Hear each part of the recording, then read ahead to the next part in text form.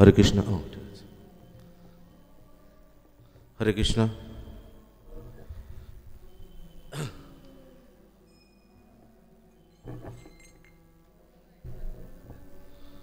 जय राधा माधव जय कुंज बिहारी।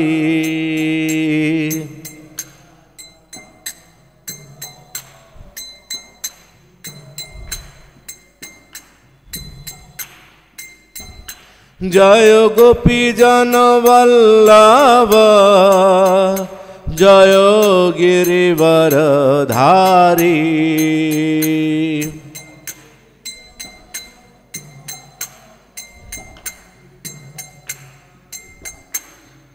यशोदानंदन ब्रज जन रंजना।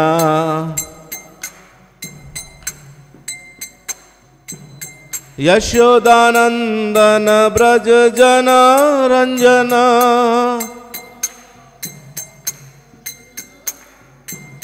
जमुना तीर बनचारी।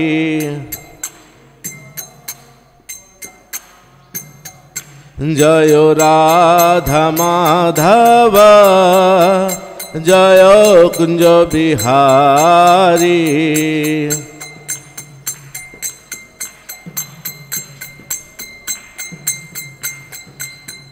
हरे कृष्णा कृष्णा कृष्णा हरे हरे हरे रामो रामो रामो हरे हरे।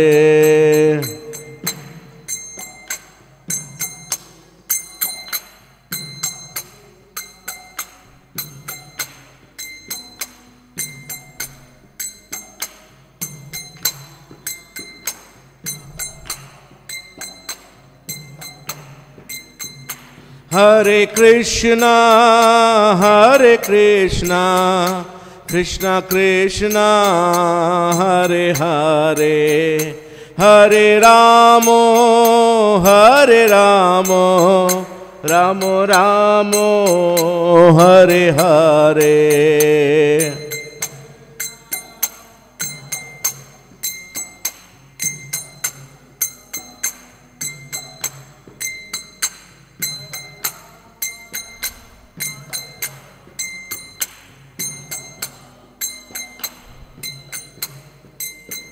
जय राधा माधव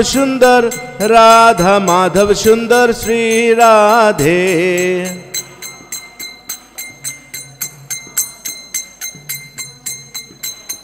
जय ललिता विशाखा जय राधा माधव सुंदर। ललिता विशाखा जय राधा माधव सुंदर।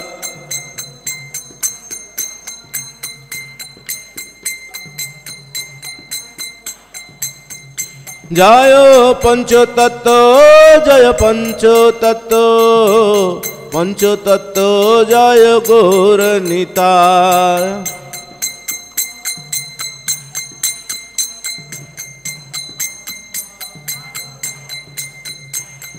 जय जय प्रभुपाद प्रभुपाद प्रभुपाद प्रभुपाद।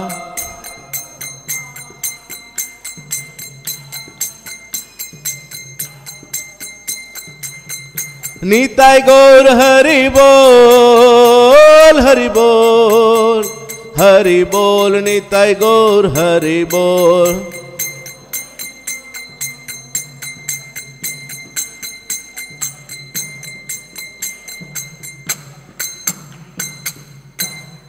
ओम अज्ञानातिमिरन्धस्य ज्ञानाञ्जनशलाकया चक्षुरुन्मीलितं येन तस्मै श्री गुरुवे नमः। श्री चैतन्य मनोभीष्टं स्थापितं येन भूतले स्वयं रूप कदा मह्यं ददाति स्वपदान्तिकं। वन्देऽहं श्रीगुरु श्रीयुतापदकमलं श्रीगुरून् वैष्णवंश्च श्रीरूपं साग्रजातं सहगुणा रघुनाथन्वितं तं साध्वं साद्वैतं सवाधूतं परिजना सहितं कृष्णचैतन्यदेवं श्रीराधाकृष्णपादं सहगुणा ललिता श्रीविशाखान्वितांश्च नमो विष्णुपादाय कृष्णपृष्ठाय भूतले श्रीमते भक्तिवेदांत स्वामी नीति नामिने नमस्ते सारस्वती देवे गौरवाणी प्रचारिणे निर्विशेष शून्यवादी पाश्चात्य देश तारिणी हे कृष्णा करुणा सिंधु दीनबंधु जगतपते गोपेशा गोपिका कांत श्री राधा कांत नमस्तुते तप्त कांचन गौरांगी श्री राधे वृंदावनेश्वरी वृषभानुसुते देवी प्रणमामि हरि प्रिये वाञ्छाकल्पतरुभ्यश्च कृपा सिन्धुभ्य एव च पतितानां पावनेभ्यो वैष्णवेभ्यो नमो नमः। जय श्री कृष्ण चैतन्य प्रभु नित्यानंद श्री अद्वैत गदाधर श्रीवासादि गौरभक्त वृंद। हरे कृष्ण कृष्ण कृष्ण हरे हरे हरे राम राम राम हरे हरे। ओम नमो भगवते वासुदेवाय ओम नमो भगवते वासुदेवाय ओम नमो भगवते वासुदेवाय। नारायणं नमस्कृत्यं नरं चैव नरोत्तमं देवीं सरस्वतीं व्यासं ततो जयमुदीरये नष्टप्रायेषु अभद्रेषु नित्यं भगवत सेवा भगवता उत्तम श्लोके भक्तिर्भवति नैष्ठिकी। हरे कृष्ण। कोথায় হারমোনিয়াম বাজছে ওইখানে না? আচ্ছা, আজকে আমরা শ্রীমদ্ ভাগবতম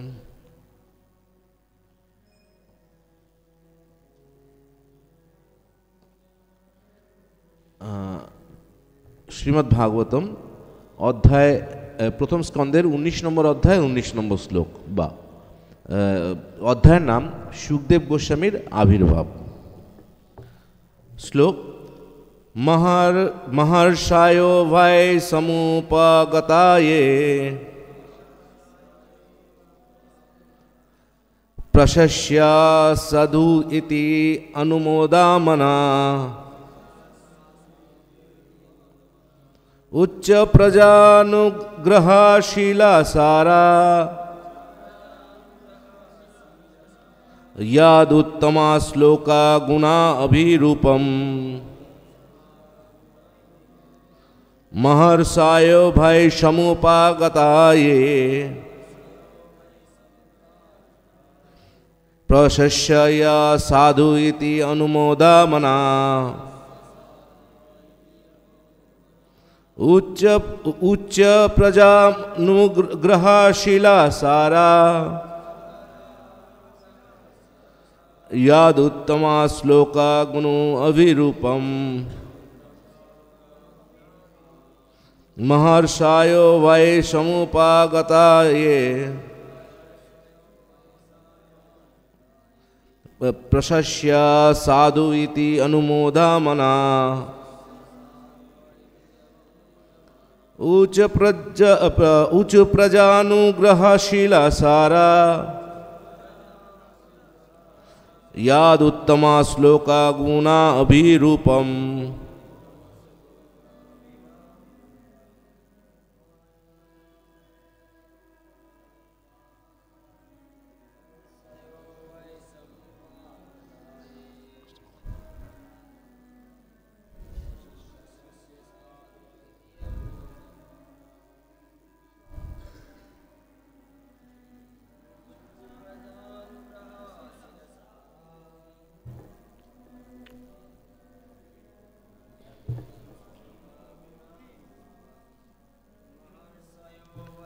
সম্ভবত সমস্ত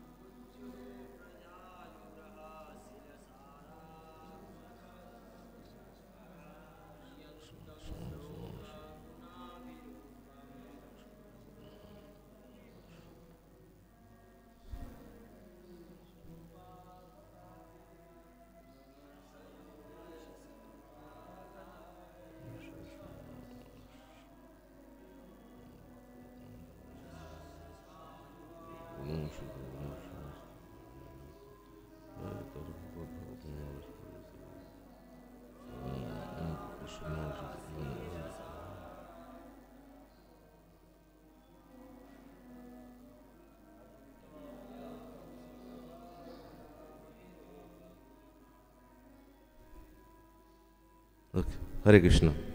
একটু আওয়াজটা বেশি হচ্ছে। ওকে, তো অনুবাদ। সেখানে সমবেত সমস্ত মহিষীরা মহারাজ পরীক্ষিতের সংকল্প প্রশংসা করলেন এবং সাধু সাধু বলে তা অনুমোদন করলেন। ঋষিরা স্বভাবতই সাধারণ মানুষের কল্যাণ সাধন উন্মুখ, কারণ তারা পরমেশ্বর ভগবানের সমস্ত গুণে গুণান্বিত। তাই তারা ভগবত ভক্ত মহারাজ পরীক্ষিতকে দেখে অত্যন্ত প্রসন্ন হয়েছিলেন এবং এইভাবেই বলেছিলেন। তাৎপর্য: ভক্তিস্তরে উন্নতি হলে জীবনের স্বাভাবিকভাবে সৌন্দর্য বর্ধিত হয়। মহারাজ পরীক্ষিত শ্রীকৃষ্ণের প্রতি আসক্তিতে মগ্ন ছিলেন। তা দেখে সমবেত ঋষিরা অত্যন্ত প্রসন্ন হয়েছিলেন এবং সাধু সাধু বলে তাদের অনুমোদন ব্যক্ত করেছিলেন। এই প্রকার ঋষিরা স্বাভাবিকভাবে সাধারণ মানুষের কল্যাণ সাধনের প্রয়াসী এবং তারা পরীক্ষিত মহারাজের মতন ভক্তকে ভগবত ভক্তির পথে অগ্রসর হতে দেখে তখন তাদের আনন্দের সীমা থাকে না এবং তাদের যথাশক্তি আশীর্বাদ করেন। ভগবত ভক্তি এতই মঙ্গলজনক যে স্বর্গের দেবতা, মহর্ষি, এমনকি স্বয়ং ভগবান পর্যন্ত ভক্তের প্রতি প্রসন্ন হন এবং তার ফলে ভক্তের কাছে সব কিছু মঙ্গলময় হয়ে ওঠে। ভক্তিমার্গে ভক্তের সমস্ত বিঘ্ন দূর হয়ে যায়। মহারাজ পরীক্ষিতের পক্ষে মৃত্যুর সময় সেই সমস্ত মহর্ষিদের সাক্ষাৎ লাভ করা অবশ্যই অত্যন্ত মঙ্গলময় ছিল এবং তার ফলে সেই ব্রাহ্মণ বালকের তৎক্ষণাৎ অভিশাপ তার কাছে আশীর্বাদে পরিণত হয়েছিল। জয় শিলা প্রভুপাদ কি জয়। তো শিলা প্রভুপাদ এখানে খুব সুন্দর একটি কথা এখানে বলছেন আমাদেরকে, যে তাৎপর্যে যে ভক্তি স্তরে উন্নতি হলে জীবের স্বাভাবিক সৌন্দর্য বাধিত হয়। যখন কোনো ব্যক্তি ভক্তি স্তরে তার মধ্যে ভক্তি ভাব আসে, পূর্ণ ভক্তি তার মধ্যে আসে, তার চেহারা দেখলেই কিন্তু সেটা বোঝা যায়। তার চেহারার মধ্যে একটা আলাদা গ্লো আসে, তার চেহারার মধ্যে একটা আলাদা অরা আসে, যে একজন সাধারণ ব্যক্তি তার কাছে গেলেই বুঝতে পারবে যে ভক্তি স্তরে অনেক উন্নত। এবং এইটা কিন্তু আমাদের ভৌতিক সৌন্দর্য না। ভৌতিক সৌন্দর্য আমরা এই ফেশিয়াল করলাম, এই লাগালাম, অনেক কিছু ক্রিম ফ্রিম লাগিয়ে সুন্দর দেখতে হলাম, কিন্তু সেই সৌন্দর্য কিন্তু পার্মানেন্ট না, ওই মুখ ধুলে আবার সব চলে যাবে। কিন্তু এই আধ্যাত্মিক সৌন্দর্যের সেটা অটোমেটিক্যালি যখন আমরা ভগবানের ভক্তি করি সেই জিনিসটা অটোমেটিক আমাদের মধ্যে চলে আসে। কেন চলে আসে? কারণ এই সব ভক্তদের মধ্যে কাম, ক্রোধ, লোভ এইসব কিচ্ছু থাকে না। আমাদের যখন দেখি যে অন্য একজন কিছু করছে, আমি করতে পারছি না, তখন আমার মধ্যে এরকম একটা ভাব চলে আসে। আর মুখের ফেশিয়াল এক্সপ্রেশনগুলো, মানে মুখের সব এক্সপ্রেশনগুলো এমন হয়ে যায় যাতে আমরা ক্রোধিত হয়ে যাই। তো তার ফলে কি হয়, এত এনার্জি ইউজ হয় যে আমাদের সেই মানে চেহারার সৌন্দর্যটা কিন্তু ধীরে ধীরে নষ্ট হয়ে যায়। যখন কারো উপরে আমরা ক্রোধিত হই তখন আমাদের মুখের এক্সপ্রেশন অনেক রকম হয়ে যায়। একমাত্র যখন আমরা সবসময় হাসি তখন আমাদের চেহারার মাসেলগুলো খুব রিল্যাক্সড হয়। আর সেই রিল্যাক্সেশনের জন্য কি হয়, আমাদের একটা গ্লোয়িং, একটা সৌন্দর্য ভাব আসে, এবং সেটাই হচ্ছে সেই দৈবিক সৌন্দর্য বা ট্রান্সেন্ডেন্টাল গ্লো যেটাকে বলা হয়। সেই জন্য ভগবত ভক্তরা সবসময় ভগবানের ভক্তি করছে আর সবসময় আনন্দে আছে, সবসময় খুশি আছে। তাকে আপনি দুঃখ দিন, চিন্তা দিন, ভাবনা দিন, সে বলে আমার কিছু না, সব ভগবান দেখবে। সে নিজের ব্যাপারে কখনো চিন্তা করে না। তার দুনিয়ার প্রবলেম, তার দুনিয়ার দুঃখ ঠিক আছে, ভগবান আছে তো, আমি ভগবানের কাছে সমর্পিত, ভগবানের কাছে ফুললি সারেন্ডার্ড, ভগবান দেখবে আমার কি দরকার, ওটা ভগবানের প্রবলেম, আমার প্রবলেম না। আমার প্রবলেম হচ্ছে আমি কি ভগবানের সেবা ঠিক করে করতে পারছি, ভগবানের সেবায় কি আমি নিযুক্ত হতে পারছি। তাহলে আমার, যদি না পারি তাহলে আমাকে সেটা ঠিক করতে হবে। কে কি করলো, কার কি প্রবলেম, কার কি সমস্যা, সেটা নিয়ে কিন্তু আমাদের हिंदी नहीं समझ में आ रहा, हिंदी में अच्छा ठीक है, ज़रूर बताएंगे प्रभु जी, धन्यवाद हिंदी में ये बोलने के लिए। श्रील प्रभुपाद ने कहा है कि एक भक्त जब भक्ति उसमें शुरू होता है तो उसके चेहरा में एक अलग सा ग्लो आता है, उसका चेहरा का एक अलग ग्लो होता है, वो देखने में और बहुत मधुर हो जाते हैं, बहुत सुंदर हो जाते हैं। जैसे नॉर्मल हम लोग जैसे सुंदरता के लिए क्रीम लगाते हैं, साबुन लगाते हैं, फिर पार्लर में जाके ट्रीटमेंट करते हैं, लेकिन जब भी हम लोग उसका मुंह धो लेंगे या फिर कुछ कर लेंगे वो ग्लो हट जाएगा। लेकिन जब आप भक्ति में रहोगे, निरंतर भक्ति में रहोगे, अपने आप को पूर्ण भगवान के प्रति समर्पित होके भक्ति में रहोगे, तो आपके चेहरा में एक अलग सा ग्लो आएगा।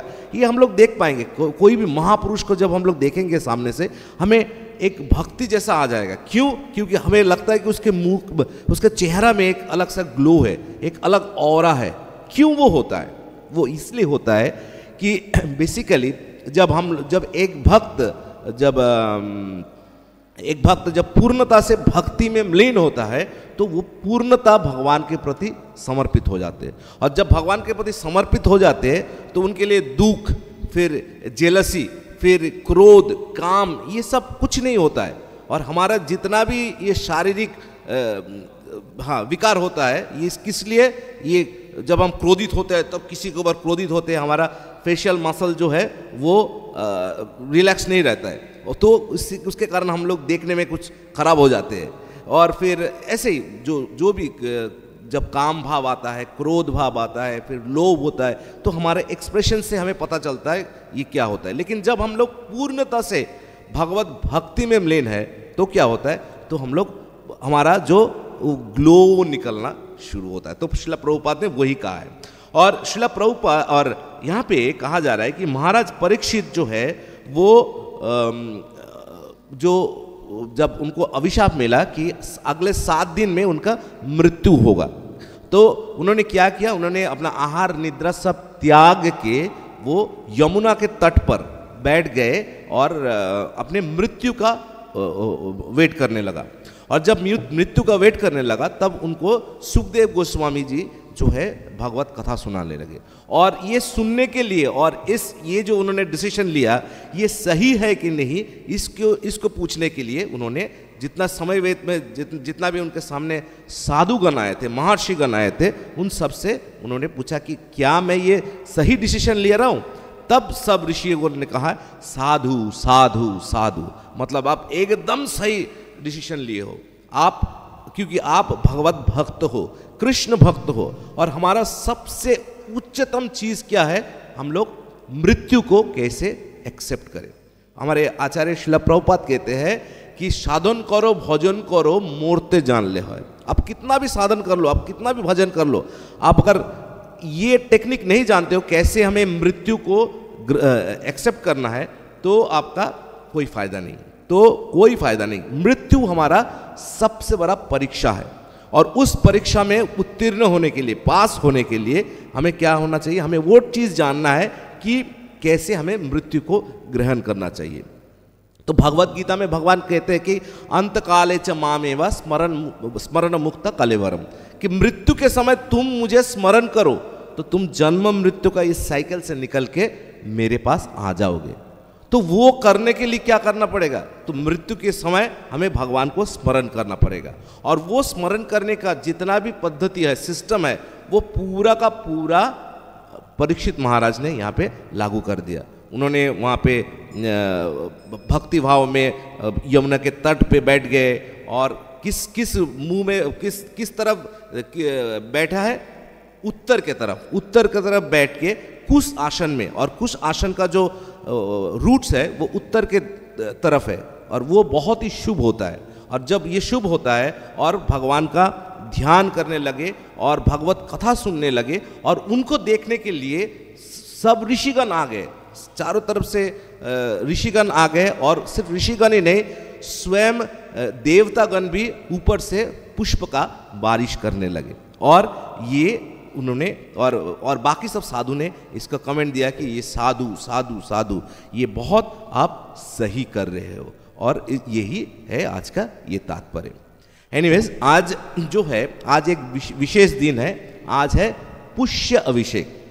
हम लोग इसे पुष्प अभिषेक के नाम से भी जानते हैं। तो पुष्य क्यों है? तो पुष्य नक्षत्र जो है वो आज ये उस रहता है, वो पुष्य नक्षत्र। और आज के दिन एक बार श्रील प्रभुपाद एक कहानी में कहते हैं कि गोपियों ने निर्धारित किया कि कृष्ण को आज डेकोरेट करेंगे, कृष्ण को आज सजाएंगे। तो उन्होंने दिन भर पूरा फूल उठाए थे, और फूल उठा के उसके हर फूलों के जो पापड़ी पेटल्स है उनको निकाल के रखे थे। और आज के दिन सिर्फ कृष्ण को बहुत सुंदर श्रृंगार किए थे, और श्रृंगार करके फूलों से उनका बारिश किया था, फूलों से उनका अभिषेक किया था। तो इसलिए आज बहुत महत्वपूर्ण दिन है। आज के दिन में हम लोग भगवान का यहाँ पे पुष्प से अभिषेक करेंगे। ऑलरेडी बहुत प्रभु जी माता जी सब आ गए पुष्प तोड़ने के लिए, और पुष्प तोड़ के रेडी हो जाएंगे, और शाम को एग्जैक्टली संध्या आरती के बाद 7 बजे शुरू हो जाएगा पुष्प अभिषेक। और ये बहुत मधुर चीज़ है, ये भगवान को बहुत पसंद है, क्योंकि भगवान भगवत गीता में कहते हैं 9 नंबर अध्याय का 26 नंबर श्लोक में, पुष्पम पत्रम पुष्पम फलम तोयम यो में भक्त प्रयच्छते। कोई भी अगर मुझे फल या पुष्प या फिर थोड़ा सा जल दे भक्ति भाव से, तो मैं बहुत प्रसन्न होता हूँ। तो आज हम लोग भगवान को भक्ति भाव से पुष्प अर्पित करेंगे तो भगवान अवश्य प्रसन्न होंगे। जय ग्रंथराज श्रीमद् भागवतम की जय, श्रील प्रभुपाद की जय, निताई गौर प्रेमानंदे, हरि हरि बोल।